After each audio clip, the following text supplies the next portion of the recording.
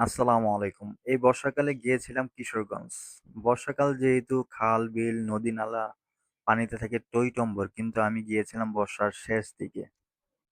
বর্ষাকাল যেহেতু পানিও আছে মোটামুটি, চিন্তা ভাবনা করলাম পানিতে যদি নতুন পানিতে গোসলই না করি তাহলে কিভাবে হয়। আমার শালা এবং কিছু ভাতিজা ভাই ব্রাদার সহ উঠে পড়লাম বাংলার টেসলাতে।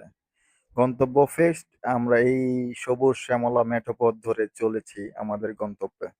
সত্যি কথা বলতে আমি ঘোরাঘুরি করতে খুবই পছন্দ করি। কিন্তু চাকরি-বাকরি বিভিন্ন কাজের ব্যস্ততায় ঘোরাঘুরি করতে পারি না।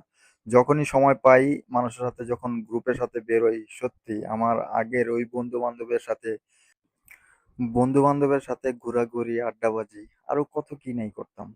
এখন চাইলেও তা করতে পারি না। যাই হোক, চলে এসেছি আমরা নেকড়ি উপজেলার শুরুর একটি ব্রিজ। এখানেই আমরা ব্রিজ থেকে লাফালাফি করব, ঝাপাঝাপি করব এই পানিতে। আমরা এখানে অনেকক্ষণই গোসল করলাম, সাঁতার কাটলাম, ব্রিজের উপর থেকে লাফ দিলাম। পানি সত্যি অসাধারণ ছিল।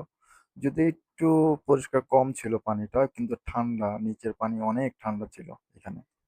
যাই হোক, আবার দেখা হবে, ভালো থাকবেন।